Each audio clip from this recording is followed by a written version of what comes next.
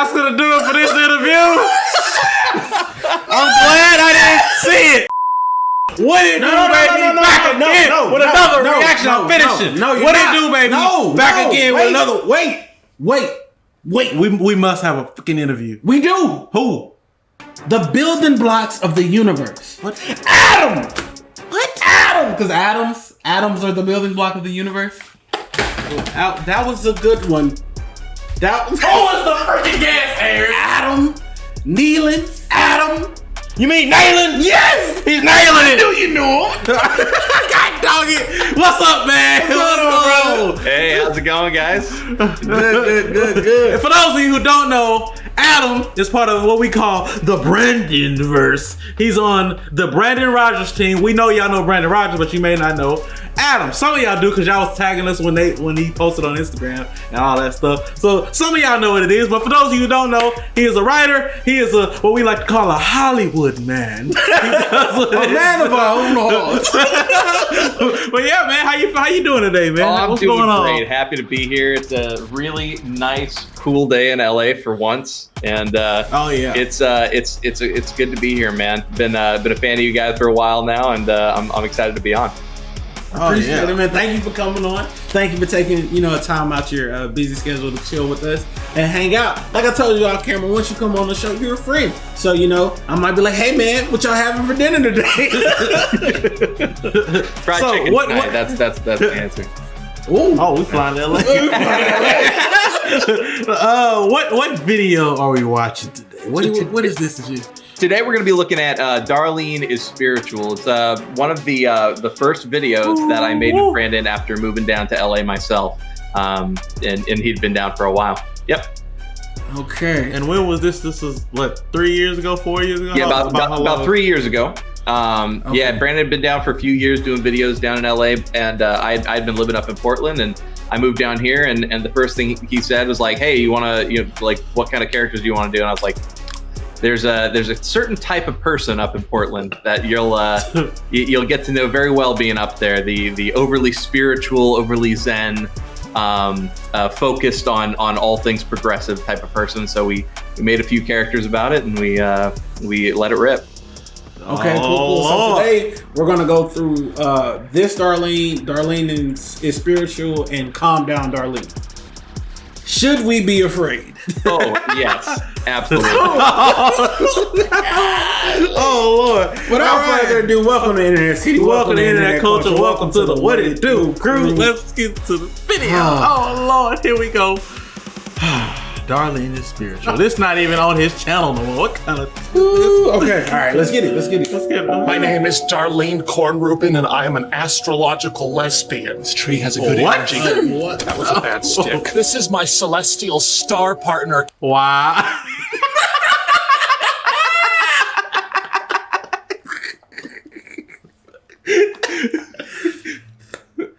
We need wigs, bro. We need wigs. No, never.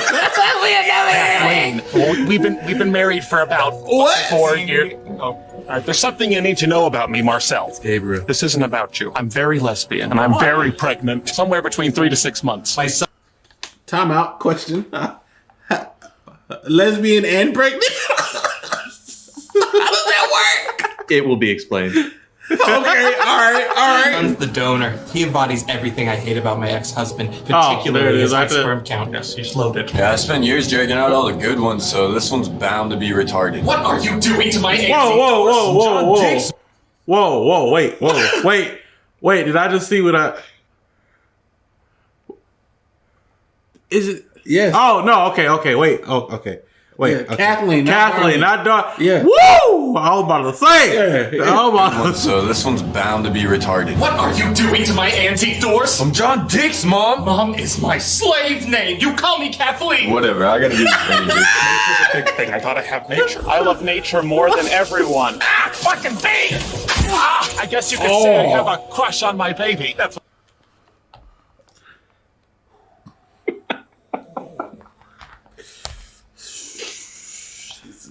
How much of this is just on the spot types of jokes?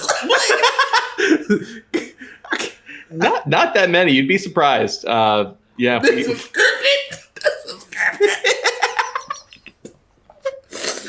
Bro, y'all are crazy. Okay, back to it. That's what I love about Okay. Darlene, her sense of humor. It's true.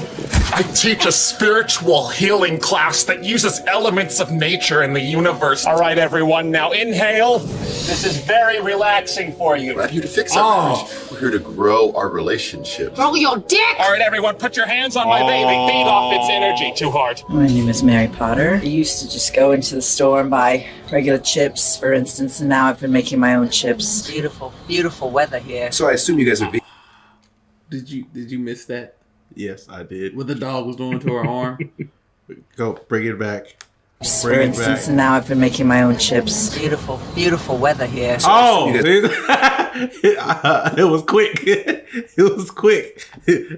We're gonna leave that. We're gonna call it nature. We're gonna move on. I find that word very offensive. We don't believe in taking the life force of any living object. If you can enjoy a salad, you might as well go rape someone. Kathleen and I only eat mud. Darlene, I found dinner. I think we're gonna have leftovers. It tastes like shit, but that's a price to pay for living as progressively as we do. I'm going into labor. Someone put on Comedy Central. Okay, good. It's going back in. We got this when we went to Morocco last year. Don't tell the Moroccans. You might not know this, but Kathleen is a musician. Each track is one note for 3 minutes. I can't do it. What the hell, bro?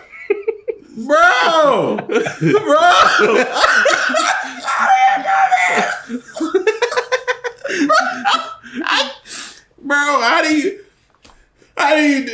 you do this with a straight face? Exactly. Because I would be crying laughing. We do when we write it. But by the time we film, it's like we've already said it 50 times. So. Oh my God. Goodness gracious. Okay. I think I'll call that one fire. This plate was given to me by my grandmother when she... Oh God, Kathleen, they're in the kitchen now. He knows how much I hate the penis shape. Little bastard draws them all over the house. Man, what are you doing? Drawing dicks, faggot. Oh my God, Kathleen, he's got them in different colors now. You're such a fucking dictator. You Damn! my door this instant. It's too hard. All right, shithead, no more. They're all the puns. Yeah, the dictator is too hard. More puns. I got puns all night, you nut job. Oh, this mud ain't sitting well with me. No, Kathleen, don't you dare. Oh, Darlene.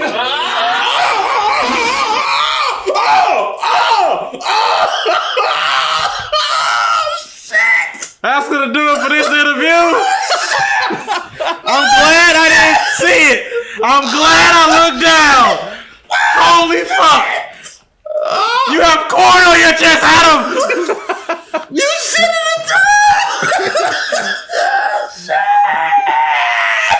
the What kind of shit? What did you suggest? Oh shit! But you didn't think I was gonna go hard when I came on? Bro, you did. You really?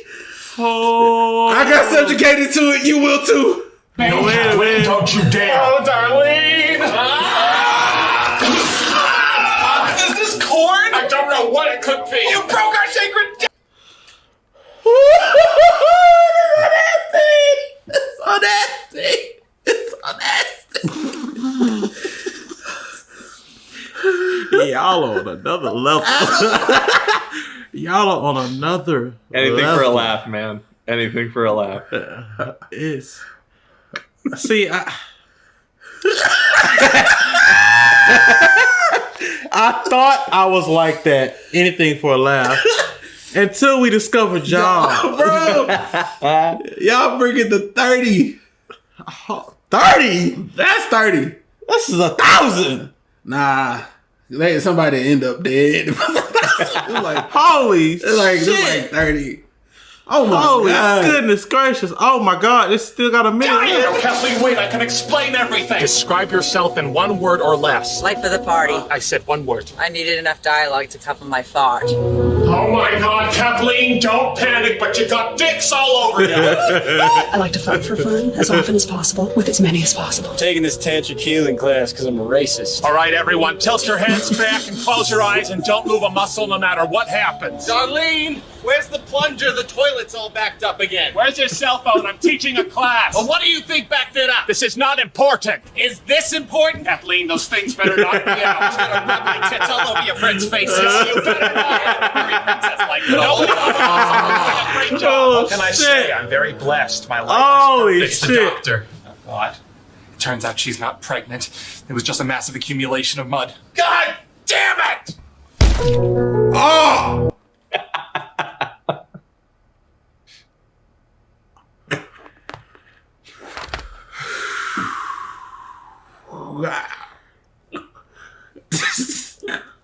That threw off my whole train of thought. It's so nice watching you squirm in person. Let me say. Holy shit! Oh!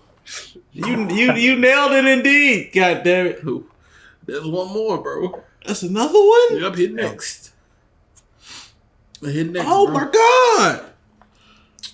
All right. Wait. How is this one worse? No, I wouldn't say. Okay. That means this one is.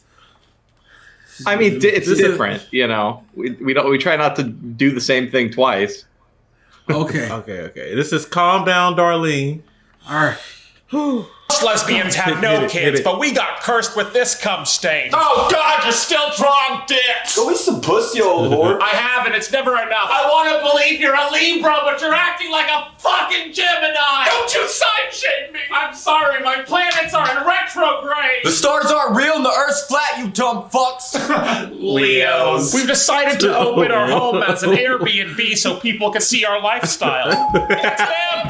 Welcome to our disgusting home. I'm Power. And I'm Rock. Nice to meet you, Mr. and Mrs. Bottom. Get it? I'm Dark. That was good. I can't even lie. That was good.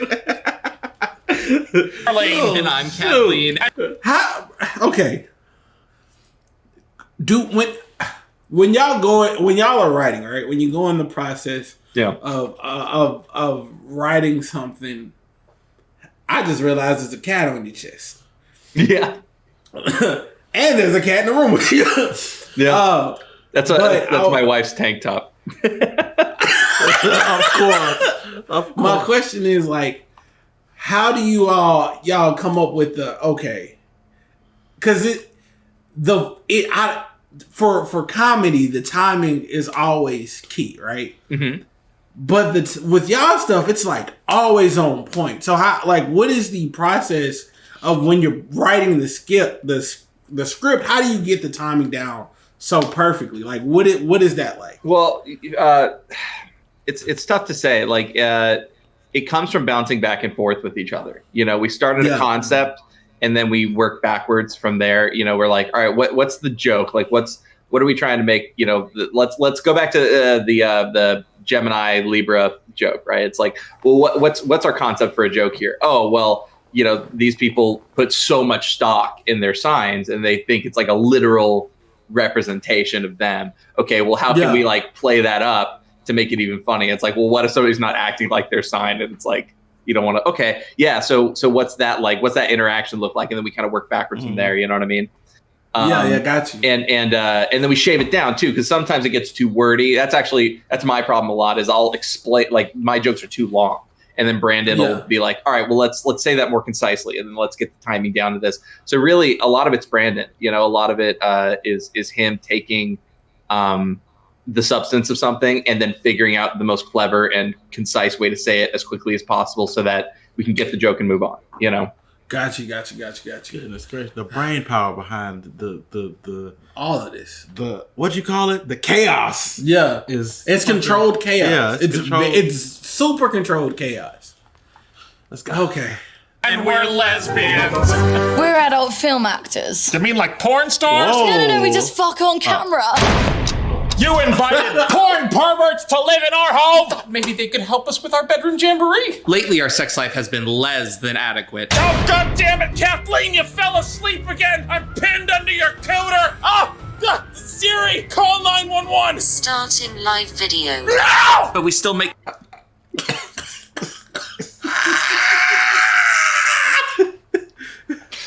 Bro, I've done some things on camera, but god damn it, Adam.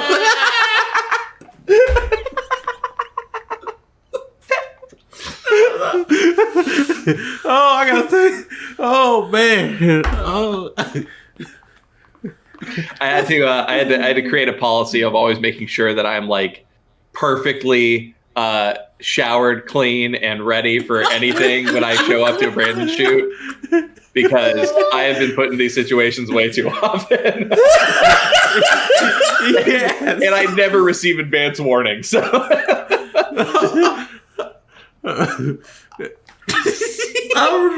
all right, let's Siri, call 911! Starting live video. No! But we still make the sex noise. I didn't know you just started live video. Yes. Does every night so our son doesn't worry. God, really? Shut up! We spent last summer exploring the 4 seas. There's 7 C's, you dumb whore. No, there's not. Cheese, cocaine, champagne, and cock.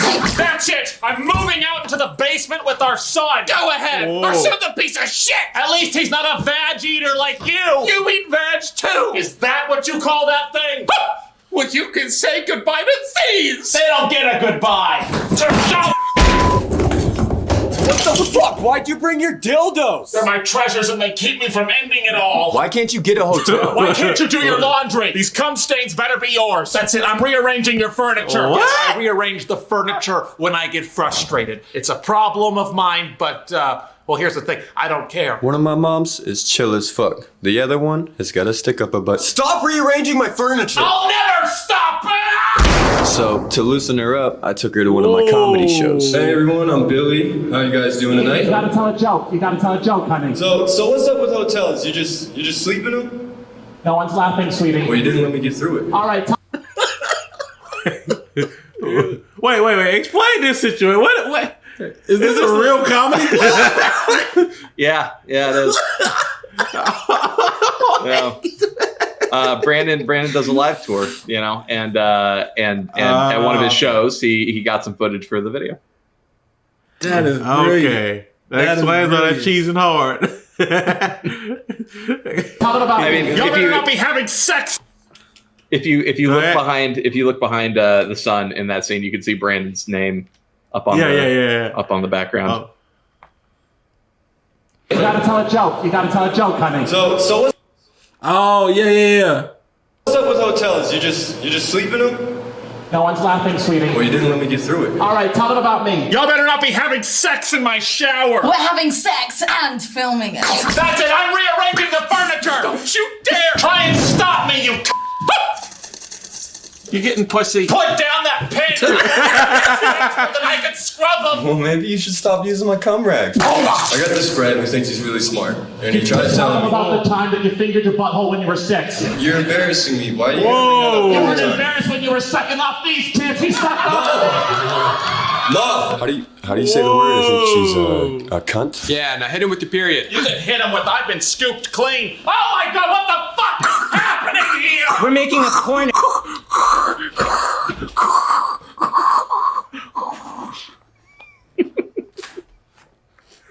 No.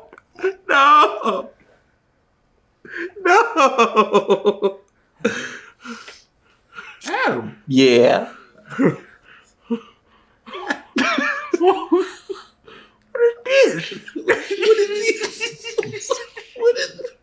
It's not done.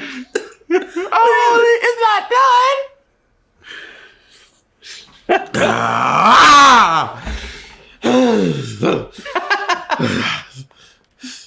You ready?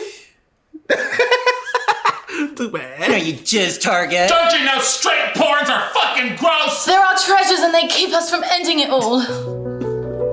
Where have I heard that before? They're my treasures and they keep me. That's right, we don't need to see the whole thing. You guys, I have been talking out my ass this whole time. I need to loosen up. I might be liberal, but I'm still capable of being a hypocrite. Come over here and make a little porn with us. Fuck it, let's do it together. Yeah! Kathleen, get down here! Don't have to tell me twice! You know, I learned something special this lesbian evening. Sometimes letting go of your morals can be the only way to bond with those you love. This is my son, Billy, everyone! I love him so much! I don't need dildos no more, because I have the best dildo of all. And even though our son is a shitbag, we've never spent more quality time together.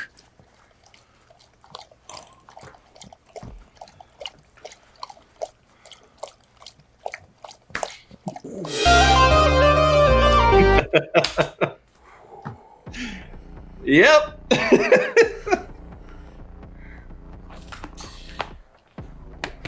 All right, guys.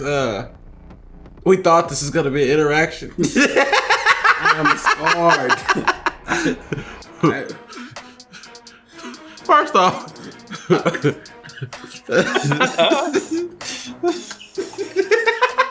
is fucking crazy. This is fucking ridiculous.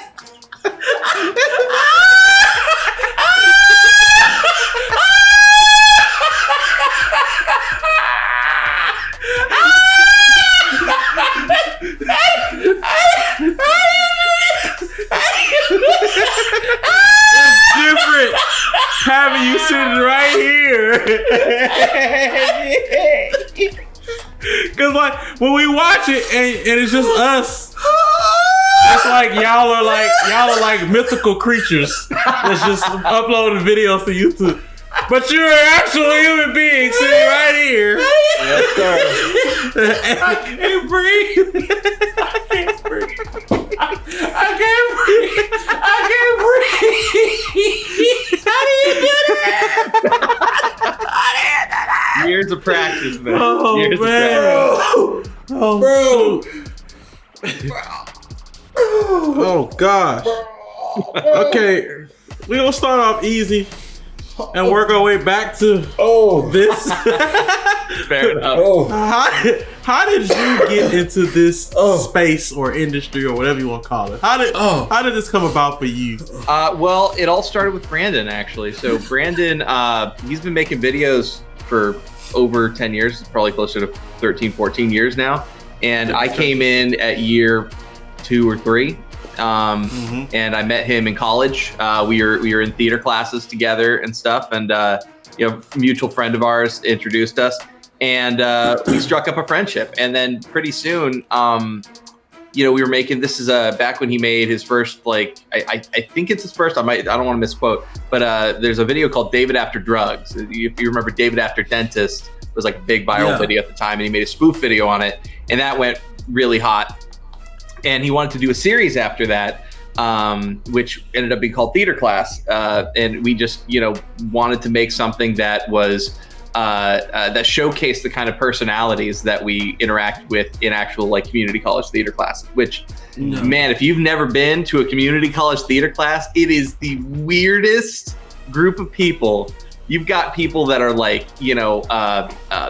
middle-aged old people. You got kids fresh out of high school. You got everything in between, all shapes, sizes, colors, and demeanors. And it's interesting, all the interactions we would see on the daily. And so we were just like, that can't help but be made into its own show. And so we did, and I was brought on to act in it, and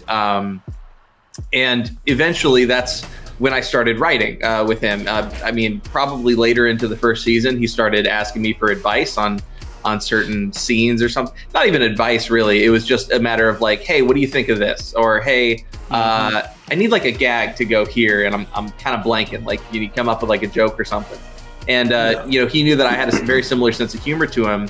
And I'm also a big film geek, right? Like big film geek. And I would come up with, or I would tell him, or we would talk and stuff, and I would always like get really, super dweeby about certain movie things, and so he understood that I got the bigger picture with him, and that's not something that everyone, like, some people shared a sense of humor, but just didn't have the same kind of big picture understanding. And so, he would trust me to come up with gags, and they would work. And sometimes they didn't. And sometimes he would, but it would give him an idea, right? It would give him an idea that would then make it in. And so it's like that process of bouncing off each other started there. And then by the time season 1 ended, man, I'm blanking if we made Neighborhood Patrol before or after season 2 of Theater Class, but somewhere in there, Neighborhood Patrol was made. It was like supposed to be a big series and ended up getting canceled after two episodes, but they were 2 great episodes, and I helped him write those, and wrote a few scenes. And that was like the first time I had written full scenes for him, Yeah. And from there, it's interesting because we also joined speech and debate around that time in college. We'd kind of moved out of, I don't want to say moved out of theater because we still were taking theater classes, but we got recruited by the speech coach to come in and do speech and debate. Now, it wasn't debate in the normal sense of what you think about. There's a speech part of it too, and that speech part can be like informative speaking, where you're just informing people on a topic. But there's also interpretation of literature, which is very much like a theater thing. It's like a monologue, right? And you take a piece of literature and then you perform it. And so we were both at that, and it was while we were doing that I really started writing more. And from there, it's so weird. I always wanted to be an actor. My mom's a theater teacher. And so I never thought about doing anything else. And then in speech and debate with him, it was the first time I'd really tackled writing in any kind of real way. And then those 2 things happening simultaneously, writing for Neighborhood Patrol and writing in this kind of made me think maybe this is something that I can do that I didn't realize I could do, that I'm better at than I thought. And what really cinched it was I wrote this whole piece for a duo performance with me and a partner. It wasn't Brandon, but one of the members of the team. And we took it to nationals, and it didn't break, which is it didn't get into finals, but it was 1 point shy of that. And while we didn't get a trophy or anything for it, that was a big deal to me. It was we got really close, and we beat out 60% of the competition with a piece that I wrote and that we only got really ready to perform the week of the tournament. So if we'd had more time with it, that piece really had the ability to go farther. And so I was like, wow, that's kind of validating on a big level. And then shortly after that, Brandon moved down here, and I here to LA, and I moved up to Portland, and I lived there for several years. I met my wife up there, and eventually we both decided to move down here because she wanted to be in the industry as well. And once we got down here, me and Brandon started writing more and more and together, and it was just kind of from there, it spiraled from there. And so everything, honestly, everything I have, I owe to Brandon in a big way. He's been a wonderful friend, a wonderful creative partner, and a very supportive and just wonderful person throughout the last 12 years, 11 years. You need to be more like Brandon. What? You need to be more like Brandon. Okay. Okay. He gonna attack me out there. Goodness gracious. So when you realized that writing was something it was something that caught your interest and something you wanted to do, what did you find a favorite genre you liked to write? And also, what became your approach to writing something from the beginning to the end? Did you focus on the story, or where was your mindset anytime you went into writing anything? Well, that's an interesting question. I don't think I had a very conventional development in writing. I say that not knowing what a conventional development looks like. So I could be completely normal what I did. But it felt like it worked backwards. I didn't have a goal of being a writer, and then I learned the tools of being a writer, and then I worked on those tools, and then I developed myself. It was like I said, I'm a movie buff, and what would happen is I would read pieces, or I would, books and movies and shows, and especially disappointing ones. So I would say I learned the most writing from bad writing. I would watch a movie and I'd be like, all of this is really cool, but there's this one scene in here that I really didn't like how this landed, and it kind of took me out of this group. And so this is what I would do if I was, in the director's shoes or whatever, or in the writer's shoes. And then from there, that was like my first writing, right? Was like a scene that I thought could have been better in some movie. Right. Yeah. And then with Brandon, it was very similar because Brandon would come to me with a mostly complete script. So my writing has been a lot less about let me come up with a project and then just write this world that I've created, and a lot more of let me see what you have and I want to make it better. you know, and I want to help you improve it and make the best it is. So to that extent, I don't really have comedy, right? Because that's what I've been doing for 12 years or whatever, 11 years. But in terms of like what I'm interested in and what kind of worlds I like to write for, I mean, I love everything. I love genre stuff I like westerns and sci-fi and fantasy and cyberpunk and steampunk and all these really nerdy realms of literature. But like the first thing that I've ever wrote was a story about a drag queen and a guy coming together to like become friends and stuff, just like a modern and that was the piece I wrote for Speech Debate, right? So it's hard to say, you know, I don't necessarily have a niche that I write for, and in a lot of ways I am the straight man in some sense to Brandon's comedic genius, you know. I think the bulk of my job with him has been grounding him a little bit, and because he has these ambitions to do these like big stories, and he's got the stories in his head, you know, but he's also a comedian and he wants to make these laughs happen. So it's like sometimes he gets caught up in making these really hilarious jokes, and they're hilarious, but sometimes like what serves a joke doesn't serve the overall story. And so I kind of reel him back in. I'm like, oh, hold on, like that's hilarious, but think about this. He's like, yes, so we'll reshape it like this. I'm like, exactly. That's the joke you want. Totally, and that's really funny. And so, you know, I would never say I'm as funny as Brandon. You know, Brandon's really funny, but I do get Brandon, and I get the thought process behind his humor.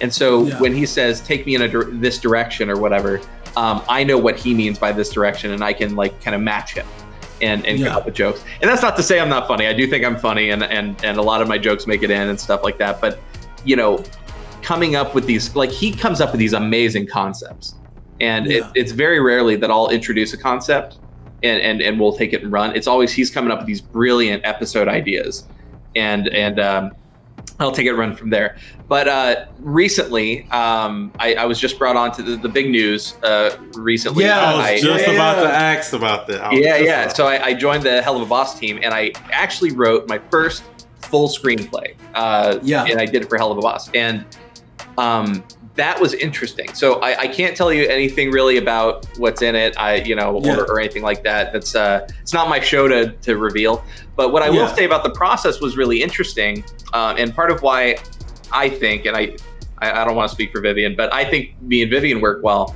together is like I can also get on her wavelength the same way I can get on Brandon's, and I understand her characters and I understand her world and the tone of it, and so the process was really interesting because we would outline, and this is I'll tell you where it diverges from Brandon, but this is basically from start to finish. This is what writing an episode looks like for us. You know, there's a concept, and then let's say the concept. Let's break down like I don't want to say break down Darlene and Kathleen. Let me think. What's a good example? Whatever. I'll just talk in vagueness. But basically, they're you get a concept for an episode, and then you think about what you want your like A storyline to be in that episode to kind of flesh out that concept, and your B storyline, right? And you kind of get an idea. Let's just call it a 3-point idea of where you want somebody to go.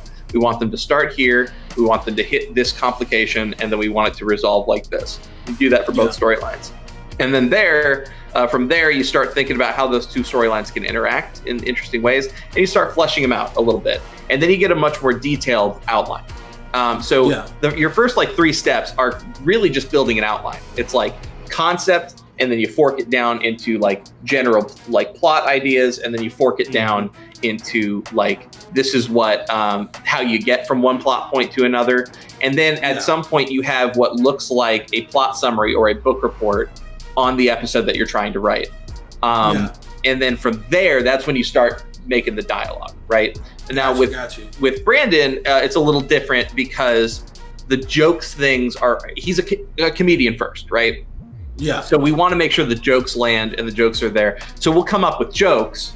We'll come up with the concept. We'll come up with the outline. But instead of fleshing out the outline, there's an extra step in there of coming up with jokes. And so we'll come up with gags and jokes that make sense within that context of the concept, and we'll insert them, and then we'll come up with a way to string through some of these jokes. Now, that's not how every single joke is written, but we come up with funny concepts, with funny ideas, and we place them at like plot points throughout the episode. And then we start writing what goes in between all that, and we string it through together, and new jokes get written in there. But it's a very, it actually sounds more structured than it is. We write in a very organic stream of consciousness kind of way. And when a plot needs to change because we come up with better ideas, it does. And if, we don't think that, an idea is working, but we laughed at it at first, but then after sitting with it for an hour, we're like, yeah, maybe we don't like this, we can go back and change it. And it's a very free-flowing thing. With Vivian, it's a little bit more structured, but it kind of has to be, right? Animation's a very demanding undertaking. And, you got a lot going on with artists and storyboards and all that stuff. So, changing something in an animation project isn't as easy as just saying, oh, let's just get this extra shot. Like on a day shooting with Brandon, if we decide we want to shoot an extra 2-minute scene, we just do it, and it doesn't take that much time. If you do that with animation, it's like a lot of work. And if you take something out, you're, taking out a lot of work that was put in already. So they fundamentally have to be kind of different. A little bit more structured for something with animation. But yeah, that's generally what it looks like. I have to say I don't know how they do it to a certain extent. Like I do think, I'm a good writer and stuff, but at the same time, I don't know how they do it sometimes coming up with these concepts. Because they, I start after the hardest part is done, which is generating something out of nothing. Right. Yeah. That's what he's good at, generating massive ideas out of nothing. And I'm just like, hold on, wait a minute, let's think about. Let me get the top. Let's think about this real quick. And it was good. It's good hearing your approach to writing, because like I said, we're working on a series, and the hardest part has been the approach. Like the one thing I had to write it different from how I usually write. I come up with a concept. I come up with an ending. I always come up with an ending, and I write to the ending. And this time, I wanted to approach it different. And so it's good to hear how the different workflows that you're in require a different approach. Definitely. And actually, there's one thing I didn't really talk about, and that is character voice. And actually, so and this is actually I don't want to say it's a new revelation. It's like it's something that but you don't necessarily know, in your heart, and like fully comprehend it until you experience it, many things in life. But character voice is one of those things that changes how you write, and like really changes dramatically how you think about writing. When I come up with, or help Brandon come up with a new concept or a new character, it's hard. We're trying to find that character's voice, and you're trying to find who that character is going to be. And because, when you have a blank canvas, it's just that, it's blank. It could be anything, and you can take it in the wrong way. And it usually takes kind of an aha moment where you're like, that's who this person is. And I got it now. And then the dialogue starts coming, right? Yeah. What was so cool about coming in for Vivian when I first started writing on a script was I know the characters have such strong voices. I mean, and personalities. And we only have a pilot to look at, and yet the characters just absolutely radiate personality. So when I got the concept down for what's going to happen in an episode, and I start writing, it just flowed like water, because I understood exactly who these characters are and what they would say, and how they would respond to these different situations. And that is so much easier than trying to create something from nothing, man. Let me tell you. Yeah. 100%. I'm working on my own scripts and stuff, and it's really hard when you're not 150% sure what a character is yet. Because when you are presented with a fork in the road, you don't know which path they're going to take. And then you have to start thinking about, okay, well, if they go down this path, then what does that lead to? If they go down this path, what does that lead to? Okay, how would they respond to this? Okay, how would they respond to that? And what would normally be, if you understand the character, a simple just, oh yeah, they would do this, and not have to worry about all those options, all of a sudden you get in the weeds thinking episodes ahead to what the ramifications of this decision are, and then having to weigh the options instead of actually just organically having them do this thing. And that's why, it's a really old saying, but characters write themselves. right? Yeah. And you know, you hear authors like Stephen King and stuff say that, Neil Gaiman will say that all the time. Like, once you have a character and you know that character and that character's alive, they write their own story. And because if they don't, it means you're forcing something. You're forcing something to happen that that character would never do. And you can really, really tell when that takes place. You know, I even my favorite authors are guilty of it, where they're like, you can it's like you can feel the invisible hand of the author just moving pieces that you know, because the characters aren't getting there on their own. So yeah, that's a big thing. And comedy works that way too, right? Because it's you understand, once again, just how they would respond to these scenarios. So that it doesn't come, you don't have to like come up with, oh, what's this ridiculous way they'd react. It's like, no, we know how they react to certain kinds of problem stimuli. Like, I'm sorry, these are real vagaries. Like, I'm you know, I don't have a specific character to necessarily cite, but let's just say Blame. You know, like when we write for Blame, we get how Blame reacts to things, right? Yeah. And so we know, like, when certain logical fallacies or something present themselves, we know exactly what kind of joke is going to immediately follow that up, because we know how Blame works. You know? Yeah. So that's. So I heard you. No, go ahead. I heard you mention seasons. So y'all kind of write these different, not just the series, but y'all kind of write in seasons. Is that kind of how y'all work in terms of the different episodes and videos? I mean, it depends. You know, if we have the concept for a season, then yes. You know, so like the 2 episodes we watched today of Darlene and Kathleen, those are individual videos that were written individually, right? But when we come up with Blame the Hero, or when Brandon was writing Stuff and Sam, or stuff like that, right? Yes, there is a season arc, and you know, the ideas for those seasons and the grander stories that you want to tell. And then maybe some of the stuff in between is kind of written on a more singular basis. But really, the vast majority of the narrative points are written beforehand. Exactly, and that's where I've been at for our series, trying to figure that out, map that out, and then go from there. Another question I have for you, well, 2 questions. First, since you're a movie geek, top 5 movies. All right. Okay, so that's actually kind of an ever-shifting thing. I can give you my number 1 for sure. And to be clear, this is my movies, not the best movies, right? There's like objective. I don't want to say objective. All art is subjective, but there's like well-made movies, and then there's movies that are like my favorite. My favorite movie is Scott Pilgrim versus the World. Okay. Yeah, it's got everything I want, man. It's got, you know, cool music. It's got amazing visuals. I think it's got the attention to detail. Like, Edgar Wright is my favorite comedy director, because his attention to detail is absolutely bananas. And then it's, you know, got a coming of age tale in it. And what's really cool about it, and I think what's really cool for a modern audience, is with technology, I've discussed this with my friends. I believe there's a second coming of age that every person is hitting now. There's your coming of age when you become like a human, you know, you go from a child into an adult. And then, or we'll say young adult, because now there seems to be this second coming of age that comes from the prolonged adolescence that we have, where you go from a young adult to a man or a woman, you know?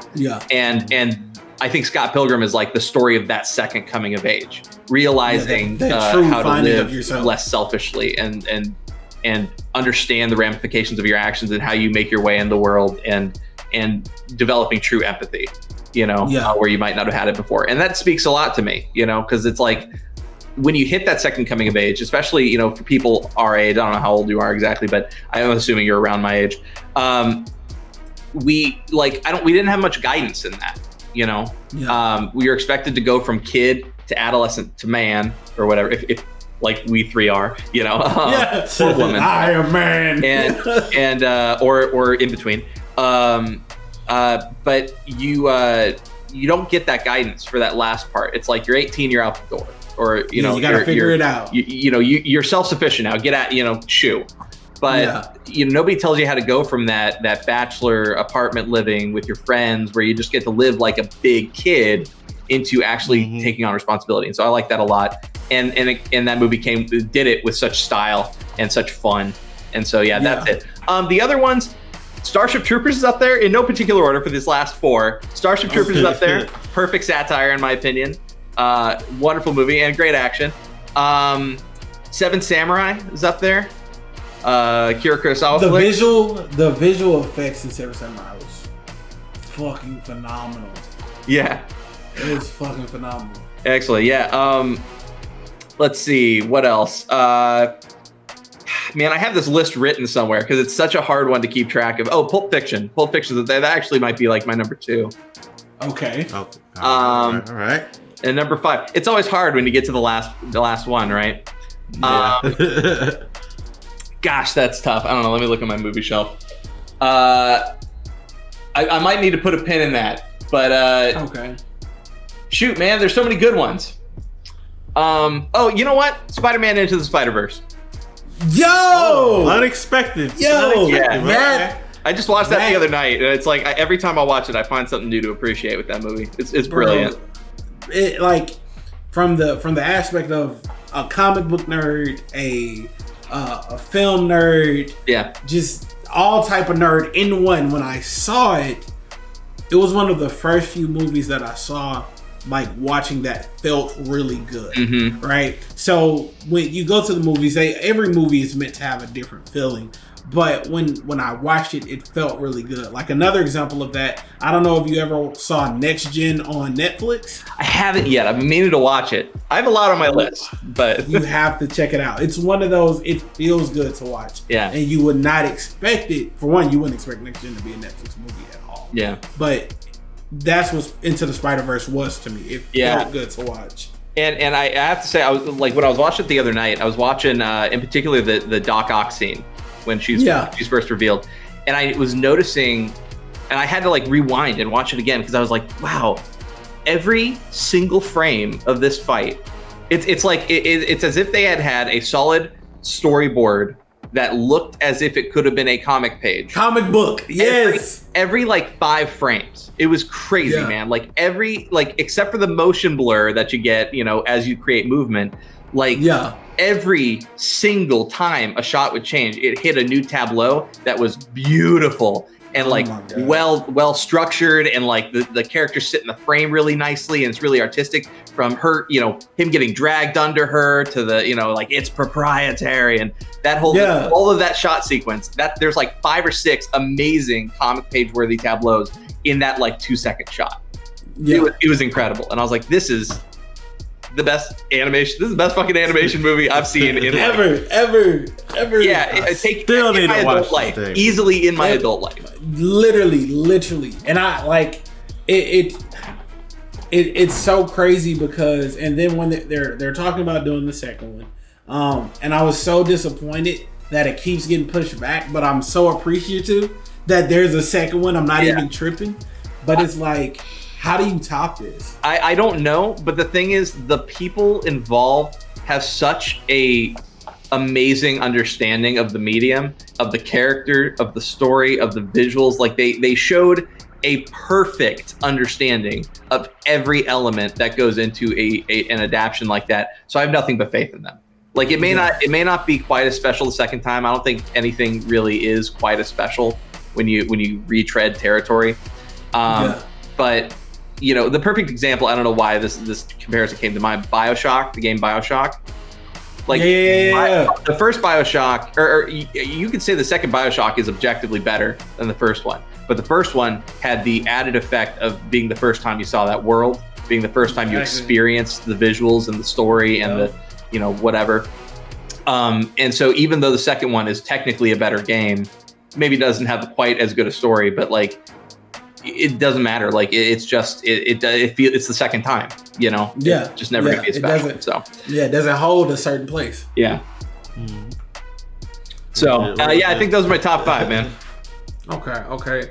What was my next question? Don't forget it now. Take your place, boy. What's the favorite thing you've written so far? That I've written. Ooh. Well, that's tough, man. I'd say the most. the most fun I've ever had was writing Blame the Hero. Yeah. That was such a blast. And there were so many ideas and concepts just buzzing around, and so many of them that wouldn't work, but like, even though they wouldn't work, they were just so fun to come up with and bounce around and be like, all right, never mind. But that's hilarious still. I'm not gonna lie. Like, Blame the Hero, I was terrible. I did not want to finish it. Yeah. I did not want to finish Oh it. yeah, you wanted to go on forever. Yeah, and it's crazy because we were new to you guys, right? The first video we ever saw, we had a subscriber at the time called, her name was Alien, and she was like, please react to Brandon Rogers, you will love him. And we're like, we don't know who this is. And we searched him, and I'll never forget, we were together, we searched him, and all we saw was Brandon Rogers hates Disney, Grandpa hates Disneyland. And like the first 3 seconds, we were like, oh shit. Like, no, well, to me, when we watched the Disneyland video, I was kind of confused because I had to get used to the style of the video, and then we watched the Tiger King, right? When the Tiger King came out, and that's what I was like, I see what he's doing. Okay, and that for one, it was a treat, and two, for one, like with me and Mike both being like directors, because we shot music videos and we're working on films and we're trying to write. It's Blame the Hero was such a treat because like usually when we watch stuff, we try to figure stuff out. We try to, how is this gonna go? What is this? And it was such a roller coaster. I was like, bro, this is written fucking phenomenal, and I don't want it to end because I don't want this to come to an end. As funny as it was masterful.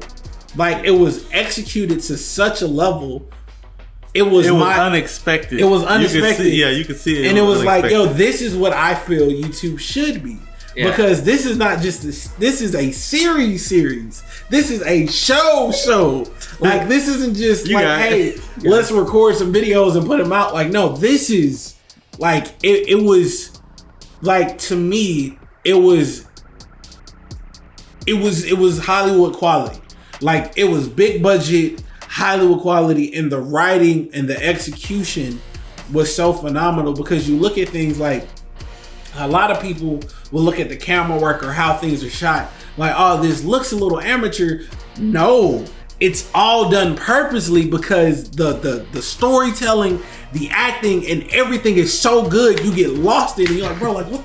Like, I remember, like, I rewatched the 6th episode, and I was like, bro, what the fuck? What the like? How do you write this good? I haven't seen movies with this good of writing, and it's supposed to be funny. That's the killer part. It's hilarious, but it's written like super fucking good. Yeah. Thank you so much. And that means a lot. And on behalf of Brandon, I'll just say it. I think I can say thank you without putting words in his mouth. that means a lot. And a lot of work went into that. That'd probably be one of the hardest projects that we ever made too, because there's so many moving pieces, especially when you get time travel involved. There's a lot of moving pieces that you gotta keep track of. And you know, it was tough. You know, episode, what was it, 5 or 6, where he meets himself. Oh no, it'd be 4 or 5. I can't remember exactly. I think it was 5. But he, you know, that's tough. You know, because we had to recreate stuff from videos that we had made a year and a half ago at that point.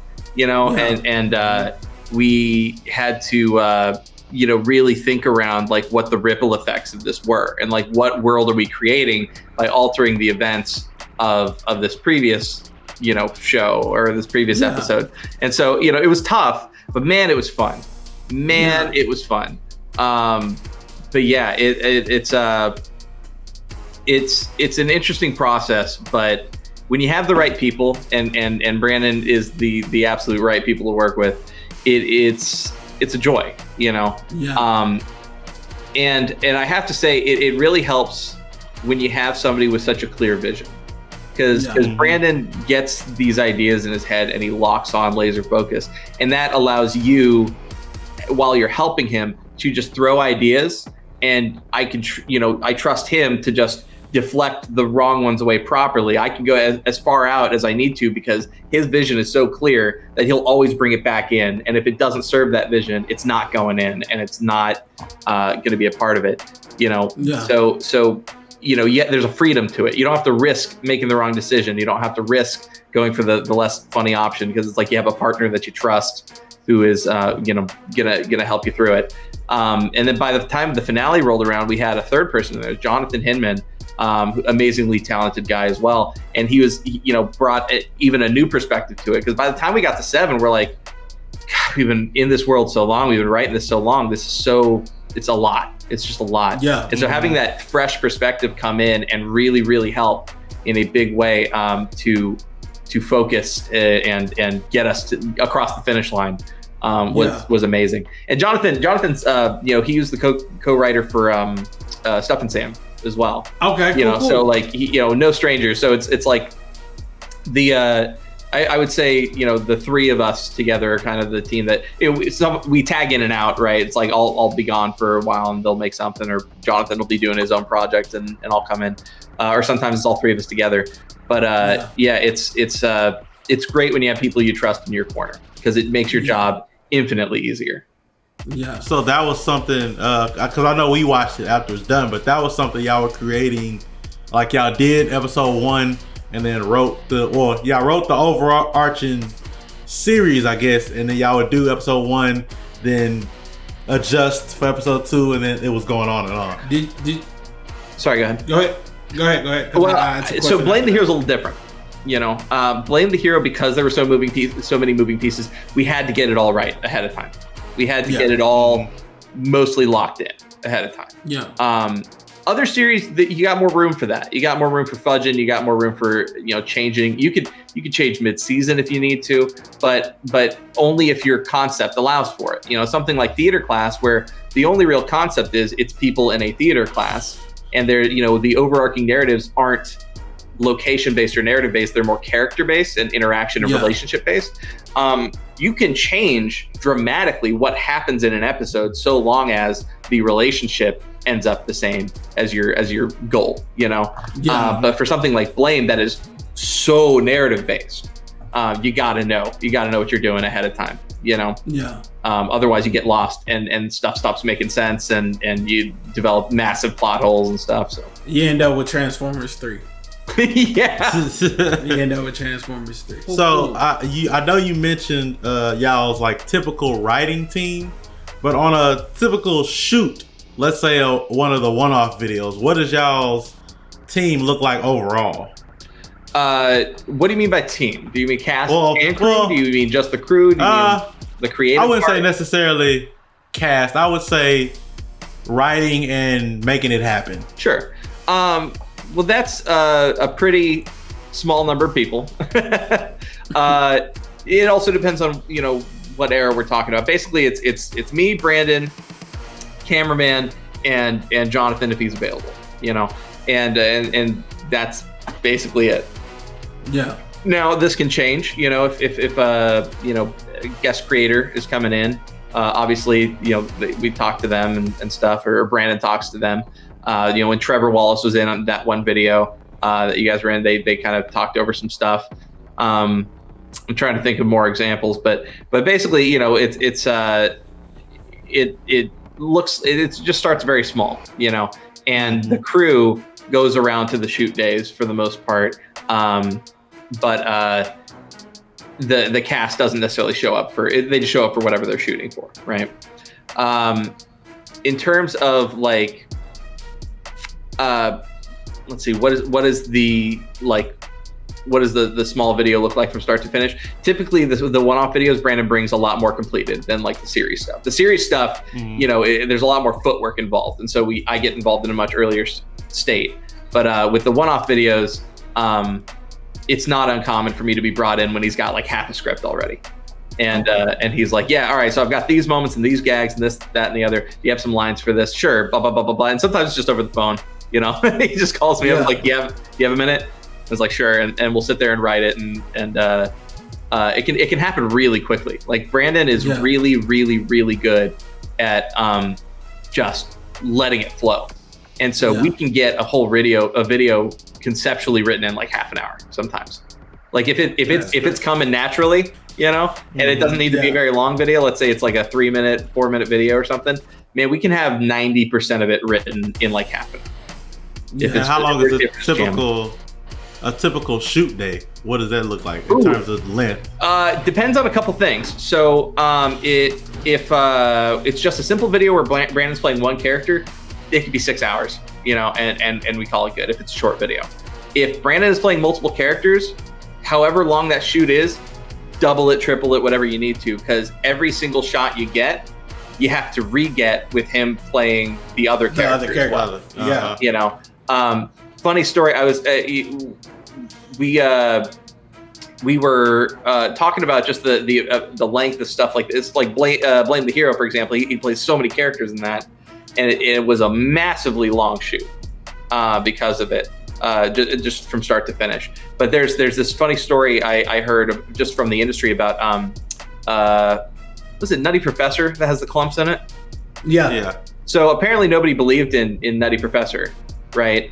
And him playing the clumps the way he did. And then I guess Rick Baker, the makeup guy who did all the prosthetics and stuff, he did out of pocket did a test video with Eddie. And made it, and the studio agreed, and then they made it, and then basically they came back and they're like, people love the clumps, so for the next movie you're gonna play every single character, and they were just like, no, you don't get it. Like if I play every character, that movie's gonna take 6 years to shoot, because you really don't think about it, but you do. It exponentially increases the amount of time you spend shooting, the more characters you play, which is part of what makes Brandon's process so impressive. It's like he puts himself in for the longest days because he writes, directs, stars in, edits, and the editing is all him. Like his work days are really long, man. Like he puts in hours. And you know, so God, and this is when I say he's a genius. I mean, because he's an artist too. He can draw really well. He did an animated, short back in the day with like this really interesting like painted style called Tale of Wendell and Wayne, and like the dude can do everything, and he does do everything, and he does it well, and it's like blows my mind because I do like one thing well and then one thing okay. I'm like a good writer and an okay actor, and he meanwhile is just smashing it on all cylinders everywhere. If we take Blame the Hero out of it, sure. What is your favorite thing, not writing wise, but that you've done so far? with Brandon, or just in my life? Well, just video wise. Video wise. All right, fair enough. Man, that's tough. Darlene? Even if it's just a story that you like, this one time this happened. I mean, Darlene and Kathleen was really fun to shoot, and that was one of those ones that we kept coming up with ideas, as we made it, which was a lot of fun, because it was just such a fun concept to play with. Let's see, man. Any cool story? I can tell you about the most miserable shoot I ever had, which was when I came in hungover because I was a terrible decision maker at 21. And came in for a theater class shoot, just so absolutely hungover, and was a detriment to everybody on the team. And it was awful, and I felt terrible about it. But I just remember everybody's having a great time, shouting, screaming, slamming mats and stuff, and I'm over in the corner like, don't tell you, it was like the worst hangover, or one of the worst hangovers of my life at that point. That was a real. Everybody made it a joy just to be. They made me pay, and I deserved it because I knew I had the shoot, and I still just got plastered the night before.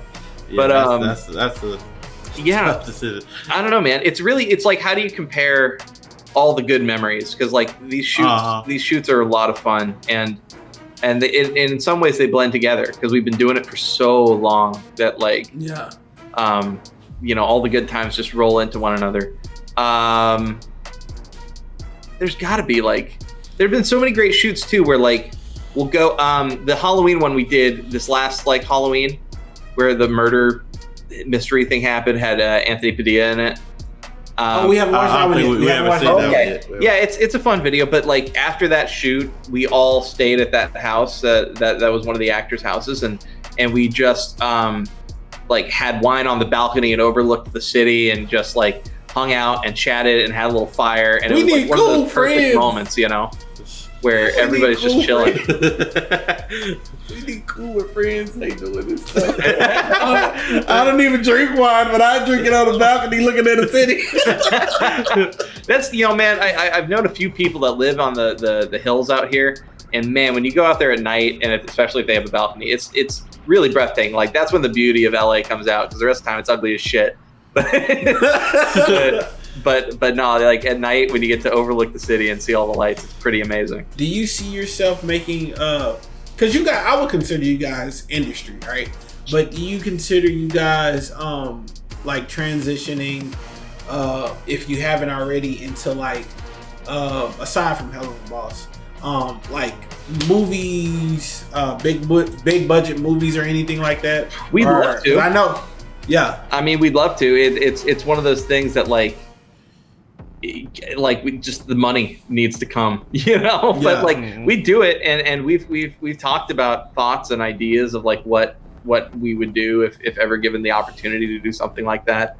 Because I can see y'all with a Netflix show personally. Yeah, like, I can see it. That'd be great. Brandon Rogers, like title Brandon Rogers Unhinged, where it's just like I'm like Borat is a thing. Y'all can be a thing. y'all could be the thing. Because y'all are, in our opinion, and I mean, not that our opinion counts for nothing. Y'all are still top. Y'all are the top dog, right? Like that. Like we look at y'all, like, bro, like this shit. It's so cool because y'all are in essentially living our dream, right? To be able to make series and to make shows for YouTube that people love. Like they're literally, I have a computer with 38 scripts written on it, like completely written. They have not seen the world, have not seen the light of day, but they're all complete different stories. And I was like, man, one day I would love to do this. So seeing you guys do that work, it's so inspiring.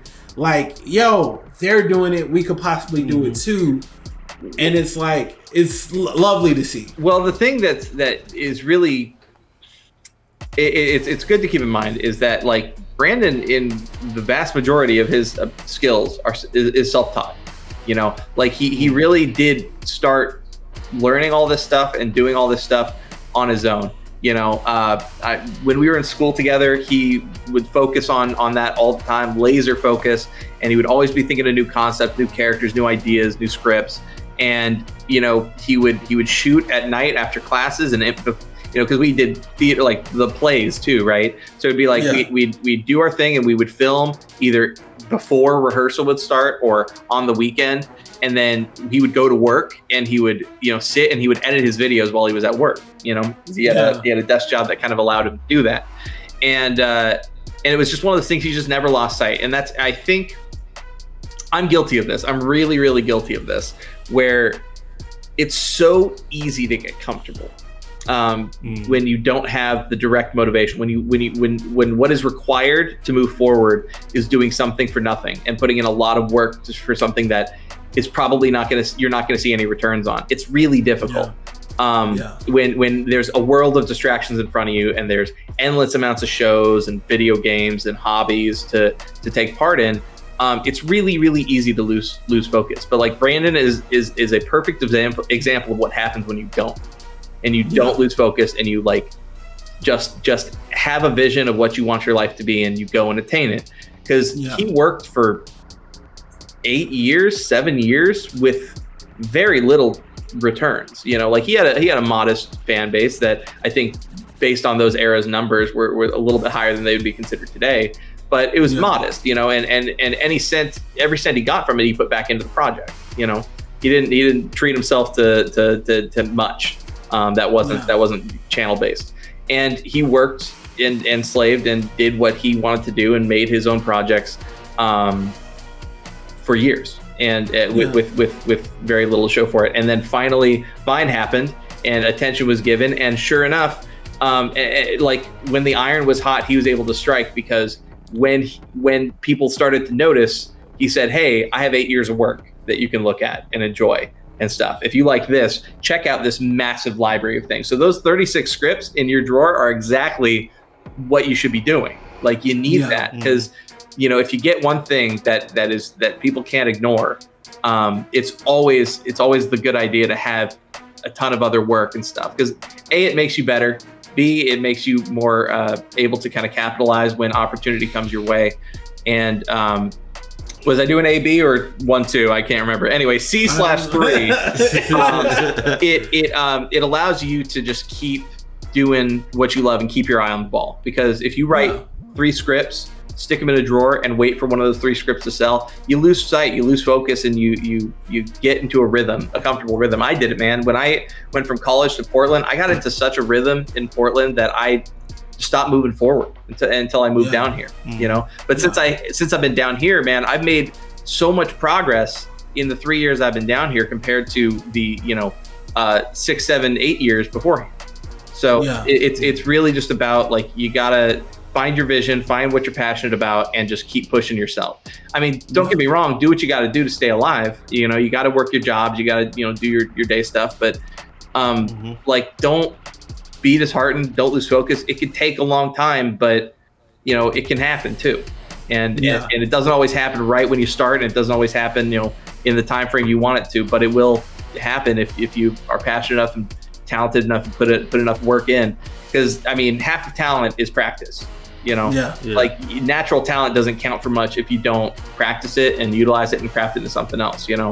Ability is part talent, mostly skill, and and you develop skill over time. So hard work beat talent every time. Yeah.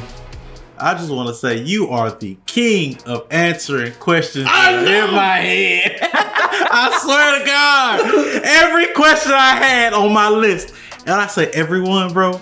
Everyone you answered, just anything I asked you, I newly thought of. Like, you answered every freaking thing. Like, the question, you literally just, like, me talking to you about the scripts, you literally answered the question that I wanted to ask you. Any advice for beginners wanting to work or get into the industry or follow their dream? You just answered that without trying. I will give one extra piece of advice, though, to help you out on that question. There is a kind of mentality now about the arts in school that it's, useless, I guess. And to a certain extent, that's true. When you enter the world and as an artist, your work is your degree. Like the stuff that you put out there is what matters. I never finished college personally. But I did go to college, and I'm a big advocate for college, because everything I learned and everything, like, what gave me the foundation to develop myself was in college. I met Brandon in college. I started writing in college. I experienced speech and debate in college. I did all this stuff in college that really developed me into what I am, but I don't have the piece of paper. But the thing is, the education is what was important, not the piece of paper, because nobody in my field gives a shit about your degree. I mean, maybe if you want to go into a more technical field like editing or something like that, it'd be good to have a degree. But like, for somebody like a writer or an actor or something like that, you don't need it, but you do need what college teaches and the environment that college generates, in my opinion. Like, the relationships I formed there, the networks I formed there, the socializing I did there, like, there's still a lot of growing up you have to do when you're 18, and college is a great place to do it. And that's what I would say. I'd say go to school, but be cognizant of that. Like, it's not about go to school or don't go to school. It's about learn what you can from the places that offer to teach you, and take away what you can from it, and let that be the value. Like, the degree is valuable, I suppose, but like, if you could go to school and learn everything you want from the subject that you want to learn it in the arts, specifically the arts. I'm not talking about STEM fields or science or anything like that, right? Or being a doctor. Don't. School if you want to be a surgeon, right? Like, or a physicist, right? But like, if you want to be a writer, if you want to be an actor, if you want to be all this stuff, like, it's good to go to school, but take what you can from it. If you can go to school and at like a junior college or some good program and learn the valuable lessons and not worry about all the general ed stuff that that you need to get your degree. I think that's a viable option personally, because that's part of what it is to stay focused, is not wasting your time on things that you don't need to waste your time on. Having said that, like, I wish I had my degree, honestly. Like, there's tons of, because that's the other thing about the industry. Like, it's a perfectly valid way to get into the industry, to like get into a production house or a studio on a job that you don't want to have, and work your way in and get your foot in the door. Because this city, it's an old tried and true trope of like, it's not what you know, it's who you know. It is who you know. Like, networking is what makes things happen here. And so if you can get in as an archivist, at a studio that just sits there and does data entry all day on movie titles in their library, the point is people know your name, right? Everybody you interact with in that company will then know your name. So then when you are ready to come forward and put in your application for some other position, your name is, oh, that's that kid, interesting. Let's take a look. Right. And that's what you need, is that thought of like, oh, let's at least take a look at it. Because you'd be surprised, man. There's a lot of people here, they won't even look at your resume. They won't look at your application unless you come recommended from somebody or something. So it's tough, man. It's really tough. My wife got her job in editing because, her boss at the metal company she worked for got in an Uber one day, and the Uber driver worked for the company she works for. And they got to talking, and she said, well, I got this girl, she's amazing, but she's been having a hard time breaking in. And she said, well, send me your resume. Like, I'll pass it along. Boom. And now she's got a career. And that's the kind of stuff that it takes sometimes to really get in. So, like, it's a little bit of everything. You gotta get to know people. You gotta, play the field a little bit and take whatever path you can to get where you want to be.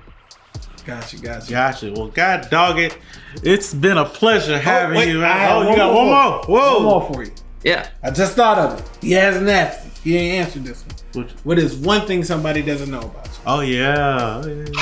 That's interesting. I'll give you what you're looking for, but I'm also going to do a shameless self-plug. So one thing that not a lot of people know, they know me for Brandon, but they don't actually know that I'm currently working as a journalist as well in the esports field. So I work. That's cool. Nope. So I work for a company called Action Esports. It's AKSHON Esports, and I did during Overwatch League. I was doing a lot of interviews with players. So I'm actually more used to being on your side of things and asking players questions and stuff. Which is probably why I'm answering your questions in advance. I know what you're going to ask. But and more recently, I've been doing a lot of mini documentaries. So I've been writing these mini documentaries focusing on video game scenes and competitive scenes that don't get a lot of attention. So I just released one on Pokken, the Pokemon fighting game. I did one on a game called Windjammers. And right now I'm working on one for what the hell am I working on? Oh, Catherine. Where can we watch these? The puzzle game, Catherine. I want to watch these. Where can we watch them? Yeah, absolutely. So on YouTube at Action Esports, the YouTube channel. Once again, it's AKSHON. It's spelled like a weird 80s hair metal band or something, right? Okay. But yeah, it's a good time, and you'll see my name at the end. So awesome, check them out. There's a whole series of them. But let's see. One thing on a more fun side that people don't know about me. Hold on. We got to do something. We got to do something typical for the people. If you're watching this far in the interview, make sure you comment Action Esports down in the comments. Bro. Yeah. If you made it this far, comment Action Esports in the comments. There you go. There we go. Wow, if they made it this far, yeah. Exactly. Trust me, somebody they gonna get here. They get here. They've been getting to the end, rarely a lot recently. Nice. Well, glad to hear it. I mean, that's awesome that people are sticking around, because, man, the attention span of some people is stuff that we battle with as comedians. It's like, how do you engage? Yeah. Let's see. One thing that not many people know about me. I guess that I'm married now. That's one thing. Just got married a couple months ago. So that's Congratulations. But no, I kind of mentioned that earlier. Let's see. I am a massive geek, which is obvious, but I am into like literally every thing. Like I play Magic, I play Warhammer, I play D&D, I play video games, I like anime, I like comic books, I like movies, What's up? Top 5 anime. Top 5 anime. All right, here we go. Cowboy Bebop #1, easy peasy. I'm a huge Gundam fan, but it's hard for me to Lord! He said the one word. You're like, yeah, all right. I love Gundam. I'm gonna put Gundam. I know it's a cheat, but I'm gonna put Gundam as like a franchise in one slot because it's really hard to pick just one. I grew up with Gundam, but you know, there's so many good ones. Let's see. I like Your Name, the movie Your Name. I have not checked it out yet. Somebody told me it's sappy as hell. It's a romance story, but it's so well done. It's a great movie. I heard to check that out in I think Voiceless or No Voice or something like that. Yeah. I heard that came out I think a little after it. I haven't watched it yet myself. Let's go back to we'll scrap the movie one because we're talking series, right? So let's So what did I say so far? I said Cowboy Bebop, Gundam. I'm a huge fan of Outlaw Star. Oh, that's hey, I like that. I like that a lot back in the day. I don't know that it holds up as well as some of the other ones. Big My Hero fan right now. Oh yeah. Okay. Yeah. Okay. All right, I always get stuck on number 5 because it's like the last one. I don't get any more leeway. What am I watching? That's tough, man. There's a lot of really good ones out. Oh, Full Metal Alchemist. There we go. Okay. That was that one. That was one of the first ones I ever bought on DVD too, and I bought them in like when they were like the 4-episode a disc bundle. Yeah. Just this massive brick of Full Metal Alchemist in my library. But yeah, I guess that would be my top 5. You had me sold at Gundam. After you said Gundam, nothing else mattered after you said Gundam. Because like we talk about it all the time, and I've made this joke. I'm gonna get rich one day, and I'm gonna build a Gundam. It's gonna be a live, workable Gundam that I have in my backyard. Dude, Japan beat you to it. Haven't you seen it? They've got I've seen it. It's but so cool, man. That one can't stand without the back support. Mine, I'm gonna be in there like a Power Ranger in a Megazord. They got those other mechs that they're making. That there's the ones that have pilots right now, and they have like the air gun, like airsoft BB, like Gatling gun and stuff. Some cool shit, man. No, I definitely have a dream to do that. I hear they have like full on Gundam like pilot seat arcade games in Japan, and I really want to go play one. Bro, there's one that's VR. It's one that's VR. And like, I've been campaigning for months for them to convert it over to like the Oculus, but you're literally actually in a VR flying a Gundam. Yeah. I have one. I need that in my life, dude. I need it. Giant mechs are my jam. Oh, shit. I missed Neon Genesis Evangelion. That's in there too somewhere. I recently watched it for the first time. Okay. So I have to ask you a question. Yeah. I watched it on Netflix. I don't feel like it ended. The movies ended. So I have to watch the movies. So yeah, the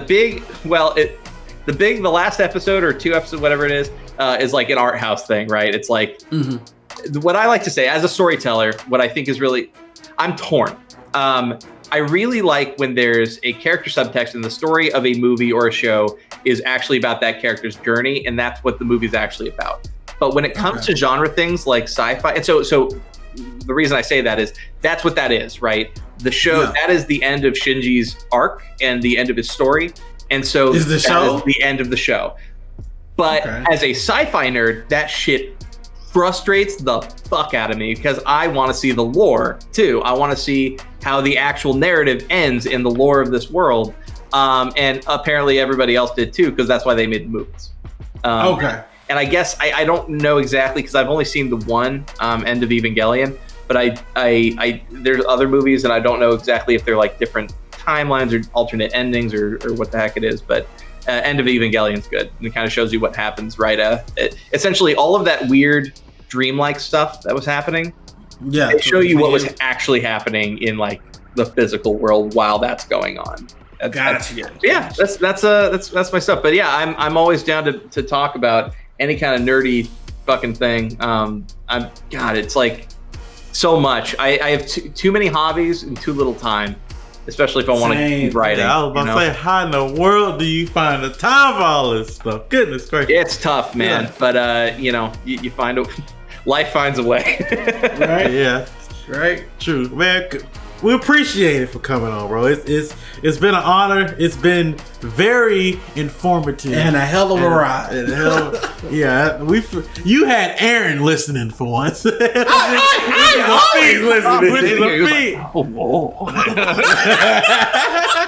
like, oh damn. I don't think I'm that interesting. It's more interesting than you think. Honestly, you might be back one day, goddamn. I'm happy to come back anytime you guys want to have me on. Cool, man. For sure. Maybe when the next blah blah comes out, we can hook up again. Hey, that'd be pretty cool. Where can people follow you at, real quick? So I'm on Twitter at Neylanit. It's Neylanit. And then Adam Neylan on Instagram. And and then like I said, check out the Action Esports YouTube page. I've been working with those guys for about 3 years now. They're a great crew of people. If you like video games at all and esports competitive games and stuff, it's a great channel to check out. We try to stay away from the opinion pieces that so many esports journalistic brands kind of lean into for drama and stuff. We try to really keep it professional and facts, and here's the history of this, that, and the other. So definitely check that out if that's something that's interesting you. And then of course, support Brandon Rogers' channel, support Vivziepop. They're both way smarter and way more talented than me, and they deserve all the praise and all the accolades you can give them. All right, and that's gonna do it, y'all. Remember, comment Action Esports in the comments. Spell it for one more time. It's AKSHON Esports, ESPORTS. All right, comment that down below, and we will catch you guys in the next one. Peace out.